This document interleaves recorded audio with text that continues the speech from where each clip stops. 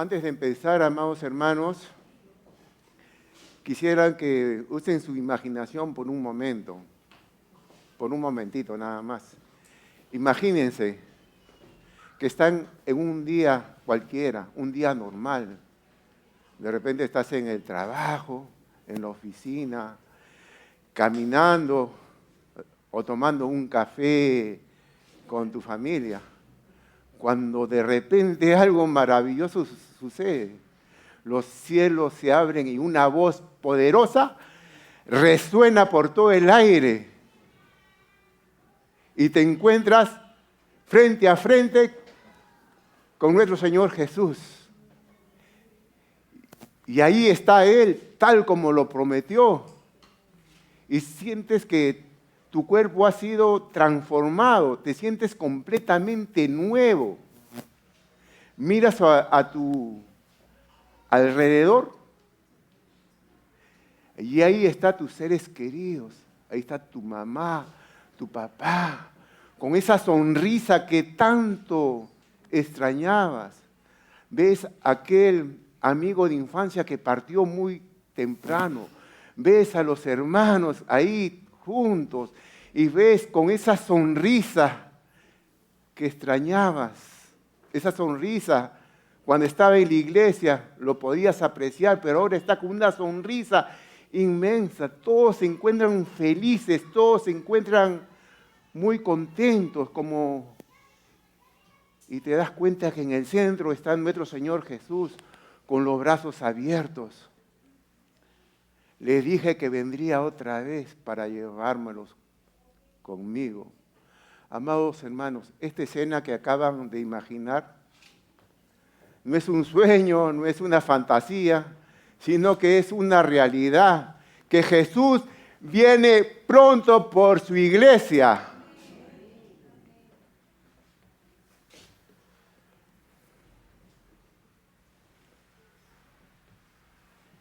Amados hermanos, esa es nuestra esperanza.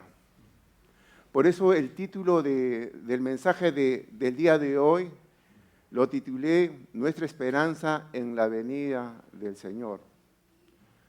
Y esta esperanza no nace del corazón humano, sino es una promesa viva, una promesa de nuestro Señor Jesús que lo reveló al apóstol Pablo y él lo compartió a la iglesia de Tesalónica, una iglesia que estaba muy preocupada por la muerte de sus seres queridos y estaban afligidos y se preguntaban qué pasará con mis seres queridos que han muerto, recibirán la gloria cuando Él venga.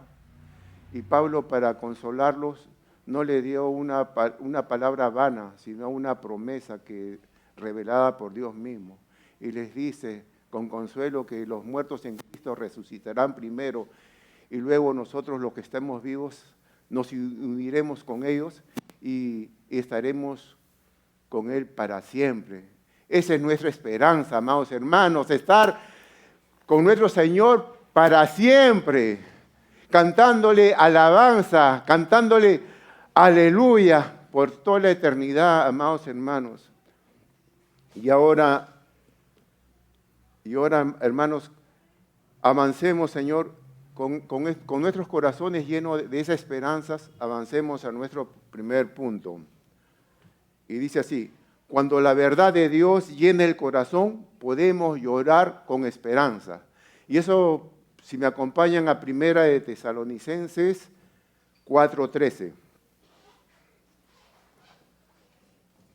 Tampoco queremos, hermanos, que ignoréis acerca de los que duermen, para que no os entristezcáis como los otros, porque no tienen esperanza. Pablo, antes de darle revelaciones futuras, hablarle del futuro, le quiere consolar a los hermanos que estaban heridos por la pérdida de sus seres queridos, porque él no fue indiferente a sus sufrimientos, él los sintió. Pero Pablo no los abandonó en su dolor, al contrario, lo miró con compasión y le dio algo mucho más valioso, que es la verdad de Dios. una verdad que tiene poder para transformar el duelo en esperanza, el llanto en consuelo y la pérdida en un reencuentro futuro con nuestro Señor Jesús. El apóstol sabía muy bien que la tristeza es parte de la vida humana, pero el apóstol Pablo sabía muy bien también que si no tenemos el conocimiento de Dios, si no tenemos la palabra de Dios guardada en nuestro corazón, ese sufrimiento puede ser más doloroso de lo debido. Por eso es importante para nosotros saber la palabra de Dios, porque en la palabra de Dios encontramos nosotros el consuelo, encontramos la promesa y sabemos los seres queridos a dónde están. La palabra de Dios de repente no va a quitar el dolor en un instante, pero al menos vamos a sentir aliviados porque sabemos el futuro de las personas que han muerto. Y esa esperanza no avergüenza, porque las promesas son verdaderas, amados hermanos. Es una enseñanza llena de compasión, porque Pablo no se presenta como un maestro severo, sino como un padre espiritual. Y le dice con palabras, no queremos que ignoréis.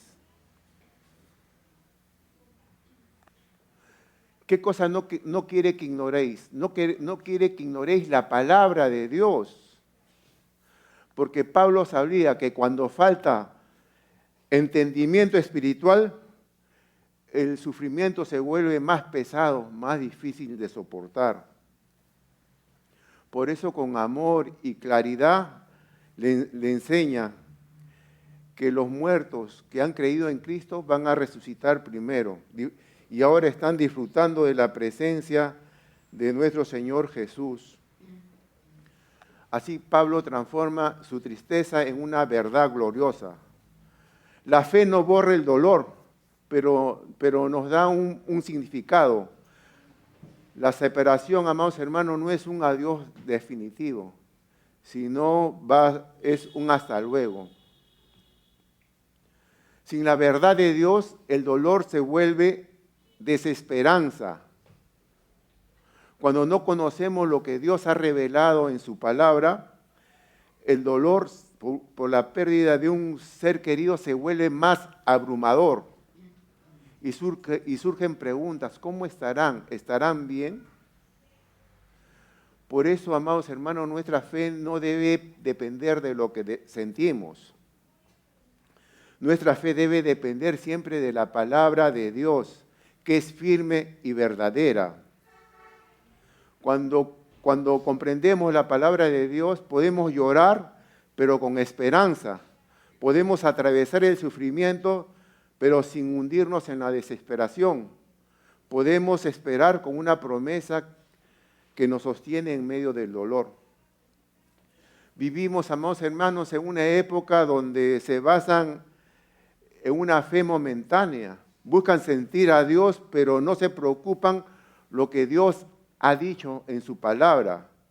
Y cuando llegan los momentos difíciles, puede ser por la pérdida, esa fe no tiene raíz y se derrumba fácilmente. No basta con sentir a Dios solamente los domingos. Debemos conocer cada día su palabra, permanecer firme ante las pruebas. Amados hermanos, si no conocemos la palabra de Dios, ya sabe lo que nos va a pasar. Vamos a sufrir más de la cuenta. Por eso el profeta Oseas dice en Oseas 4:6, mi pueblo fue destruido porque le faltó conocimiento. Es una advertencia que sigue vigente hasta el día de hoy, amados hermanos. El pueblo fallece porque le faltó conocimiento. Son débiles porque no conocen la palabra de Dios. Cuando no entendemos la palabra de Dios claramente, su palabra se hace muy difícil para nosotros, amados hermanos. Cuando en ese instante su pueblo, el pueblo de Dios pereció en ese instante, en esa época, no porque no les faltaba fuerza, no porque no estaban bien preparados, sino que ellos sucumbieron porque les faltaba conocimiento a la palabra de Dios.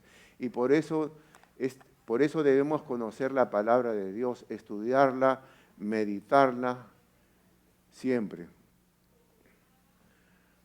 Dice Isaías, séquese la hierba, séquese la flor, pero la palabra de Dios permanece para siempre. La palabra de Dios dura para siempre. Recuerdo cuando estábamos en Gamarra, tenemos una célula y nuestra anciana Lili nos enseñaba y cada semana nos dejaba una tarea. Memorícense un versículo bíblico.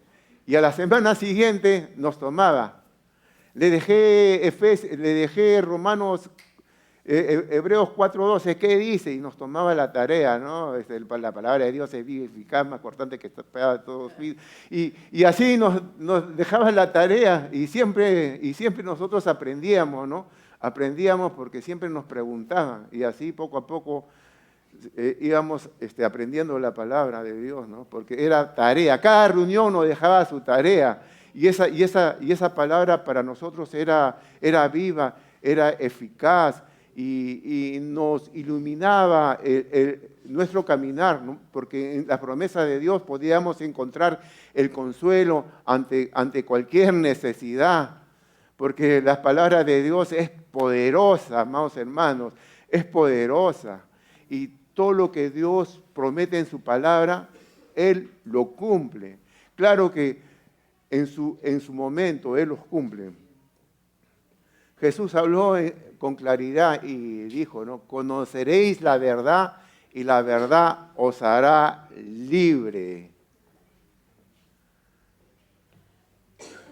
Pablo no está compartiendo su propia opinión, está compartiendo la verdad de Dios. Esa verdad de Dios que podemos hallar consuelo en la verdad de Dios. De repente estás sufriendo por cualquier necesidad. De repente estás sufriendo, aún tienes un recuerdo por alguna pérdida. Pero en la verdad de Dios puedes encontrar el consuelo.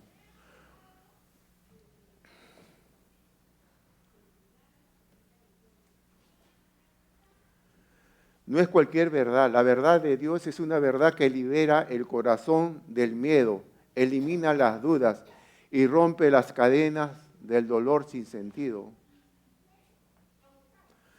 Esta verdad no solamente nos consuela, sino cambia cómo vemos la vida, porque nos muestra que Cristo, aún la muerte, no tiene la última palabra.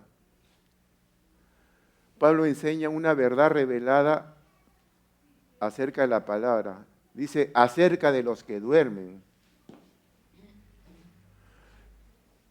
Los que duermen no niegan la muerte, pero nos muestra cómo podemos tener ese punto de vista los que están durmiendo.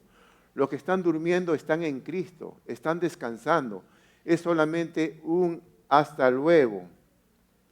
Pero ellos están en los brazos de nuestro Señor.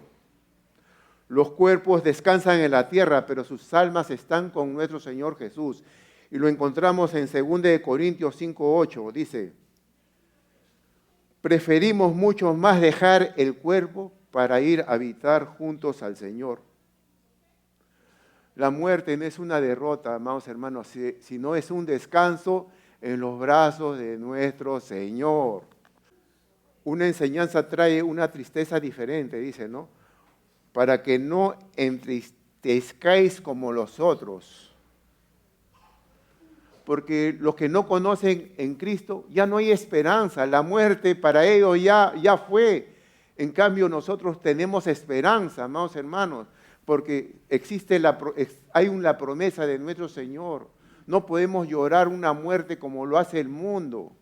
El mundo lo hace muy diferente porque no tienen esperanza, pero nosotros tenemos esperanza en que algún día volveremos a ver a nuestros seres amados. Algún día, cuando llegue aquel momento estaremos con ellos. Esta esperanza no solamente es un pensamiento bonito o un consuelo emocional, tiene base sólida en la victoria de Cristo sobre la muerte. Por eso, aunque sufrimos, no sufrimos como los que no tienen esperanza. La gran diferencia es que siempre vamos a sentir al dolor, pero ese dolor es diferente a lo que el mundo siente. Nuestra tristeza siempre va a ir acompañada de fe, y esa fe nos sostiene. Amados hermanos, nos sostiene día a día esa fe.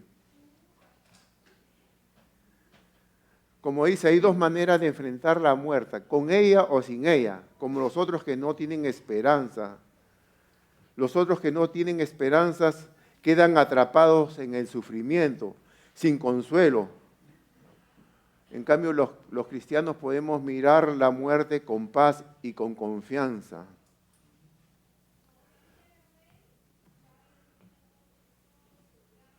Los que no tienen esperanza,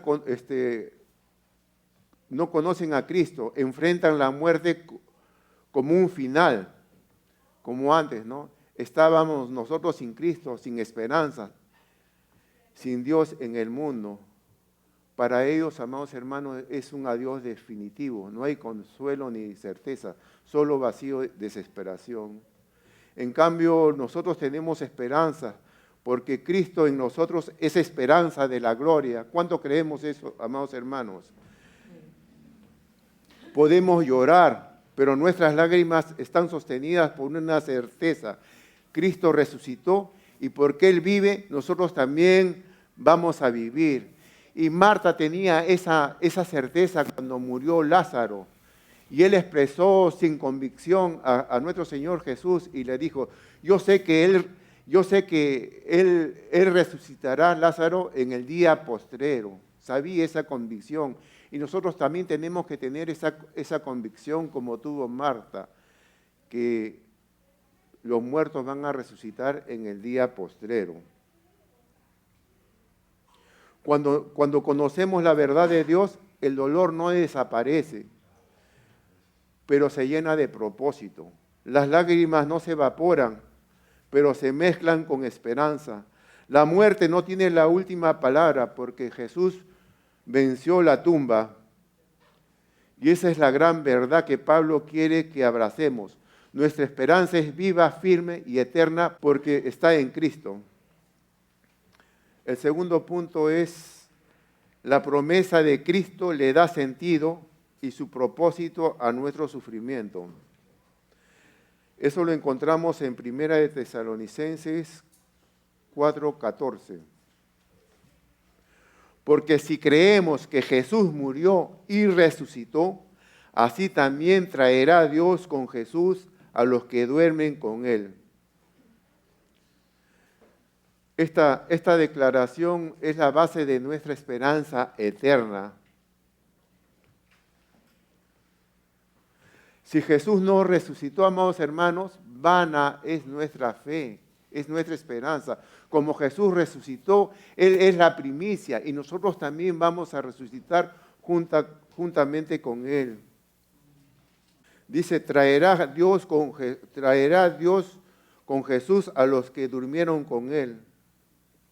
Lo mismo que ocurrió con Jesús ocurrirá con cada creyente. Si Jesús resucitó, amados hermanos, también nosotros vamos a resucitar, amados hermanos. Esto no es un consuelo emocional ni pasajero, es una convicción cimentada en la fidelidad de Dios. Si me acompañan en 2 Corintios 4:14, dice la palabra de Dios.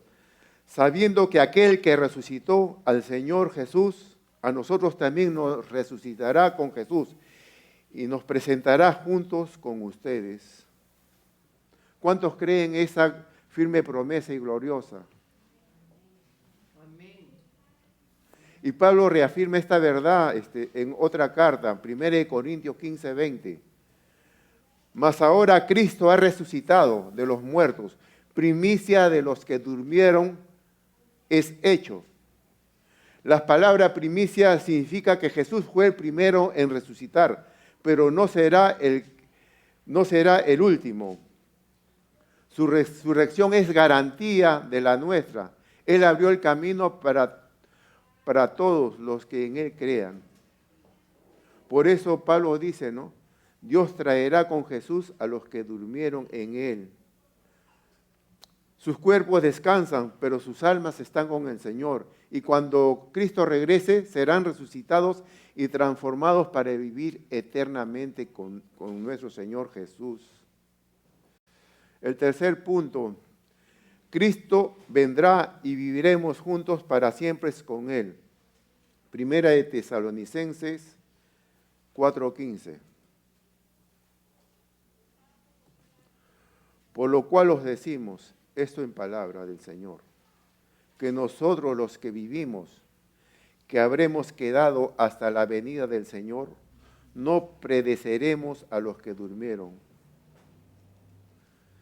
Después de afirmar Pablo que nuestra esperanza está fundamentada en la resurrección de Cristo, el apóstol Pablo nos lleva a mirar hacia el futuro, al evento más glorioso y esperado por los creyentes, el regreso de Cristo. Pablo comienza diciendo, por lo cual os decimos esto en palabra del Señor. Lo que está dejando claro que lo que está por enseñar no es lo que él se ha inventado, no es lo que él se ha imaginado, sino es la palabra de Dios, esa palabra que es verdadera, esa palabra que es poderosa. Y esto da fe a nuestra esperanza, una base firme. La fe cristiana no descansa en las suposiciones ni en las emociones pasajeras, sino en una verdad revelada por nuestro Señor mismo. ¿Quiénes participarán en el arrebatamiento? Número 1, los que están vivos hasta la venida del Señor y los que hayan muerto. Ellos van a participar, los que están en Cristo. Y lo expresa así, nosotros que vivimos, que habremos quedado hasta la venida del Señor, no predeceremos a los que durmieron. Pablo utiliza nosotros, porque él pensaba que la venida del Señor iba a ser en su tiempo.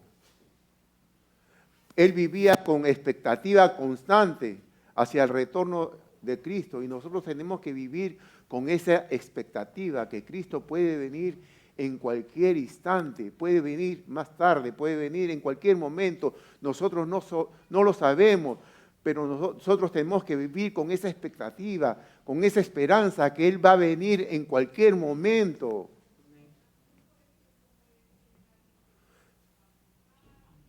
¿Qué ocurrirá con los hermanos que han muerto antes del regreso de Cristo?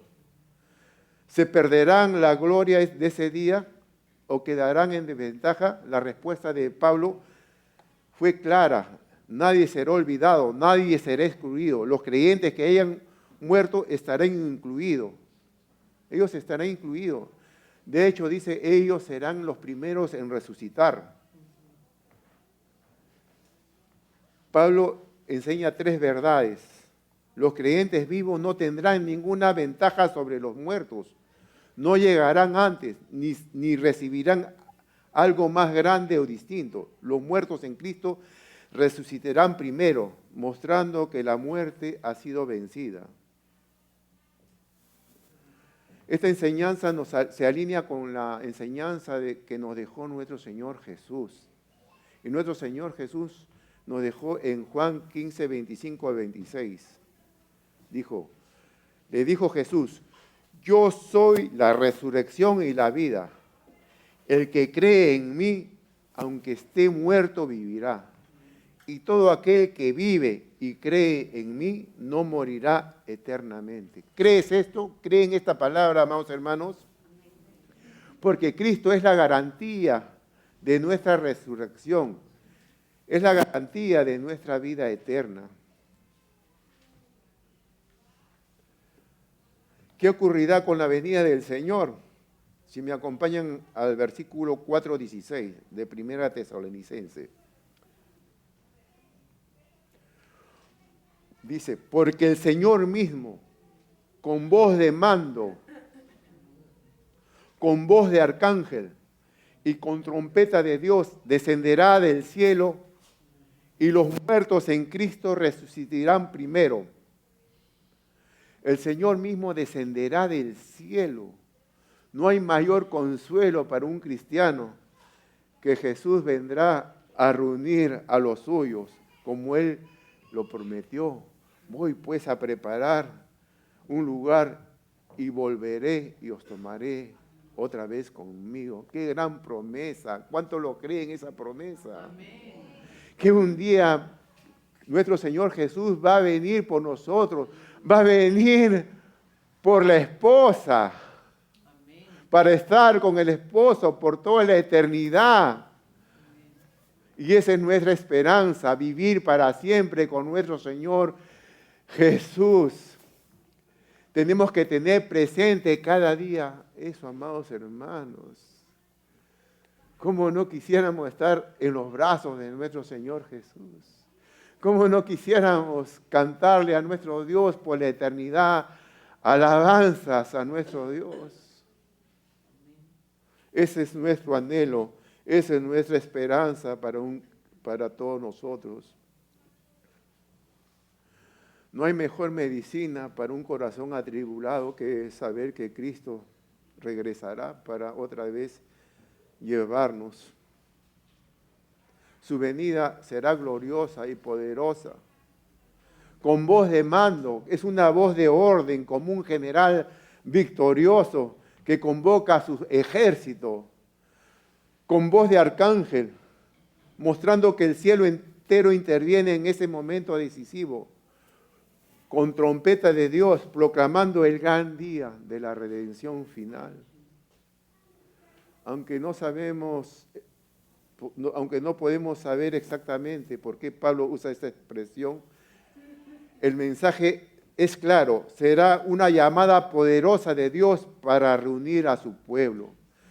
Será tan fuerte que no solo despertará a los vivos, sino también a los que están en la tumba, como ocurrió cuando Jesús le dijo con esa voz, Lázaro, ven fuera. Cuando llegue ese momento, los muertos en Cristo resucitarán primero, amados hermanos.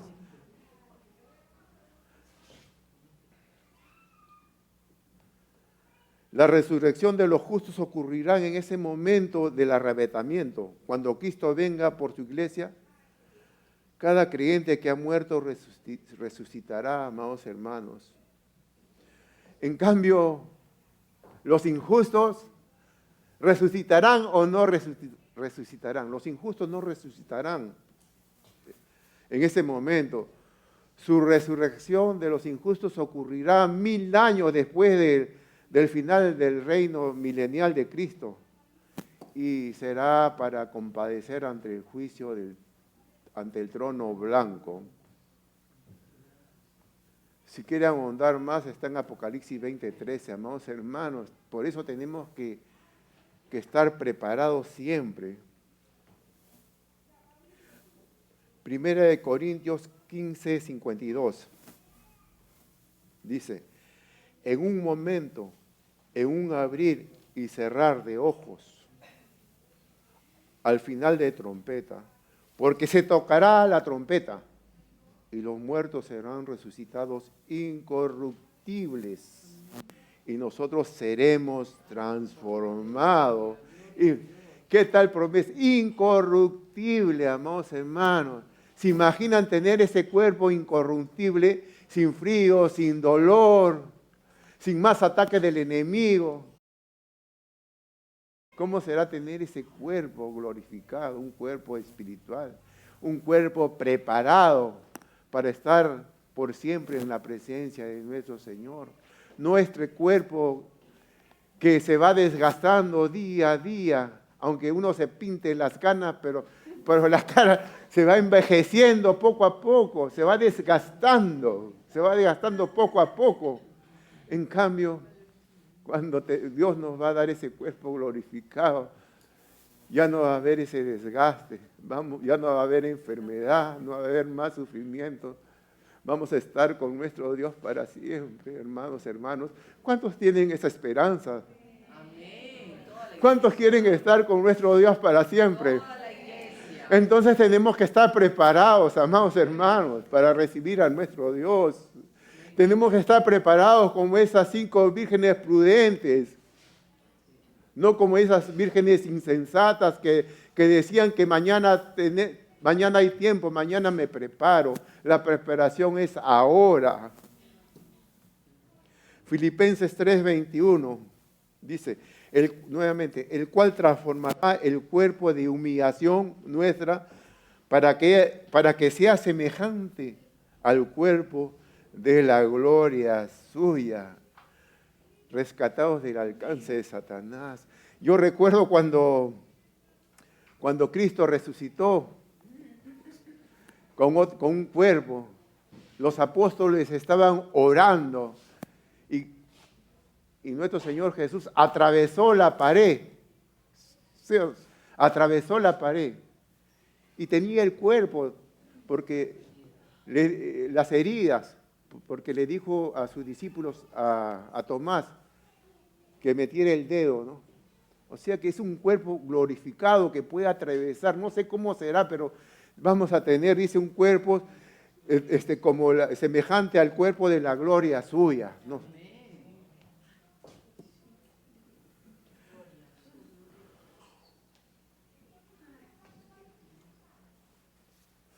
Este cuerpo no es un arreglo, no va a ser un arreglo temporal, sino una renovación completa. Vamos a tener un reencuentro glorioso con nuestro Señor. Primera de Tesalonicenses 4:17. Luego nosotros, los que vivimos, los que hayamos quedado, seremos arrebatados juntamente con ellos en las nubes para recibir al Señor en el aire. Así estaremos siempre con el Señor. El encuentro con nuestro Señor será real, visible y eterno. Nuestro Señor Jesús no descenderá en la tierra, sino va a estar en el aire. Pero después de un tiempo, después de 7 años, Jesús sí va a descender en la tierra y va a poner sus pies en el monte. Pero en ese instante no va a venir por su iglesia, va a venir por nosotros. Y todos los que están vivos van a ser arrebatados y van a ser transformados de un instante, en un abrir y cerrar de ojos. Nos va a vestir nuestro cuerpo será cambiado de nuestro estado frágil, mortal, a uno incorruptible, de lo mortal a lo inmortal. Ese es un destino glorioso para todos los creyentes, amados hermanos. Ese es nuestro destino para todos los que creemos en nuestro Señor Jesús y para que nos mantenemos siempre. Vamos a reunirnos con nuestro Señor en el aire. Va a ser una reunión familiar más impresionante que haya ocurrido en la tierra. Vamos a ser raptados. Imagínense, amados hermanos, imagínense cuando seremos arrebatados. ¿Qué ocurrirá en la tierra? Imagínense.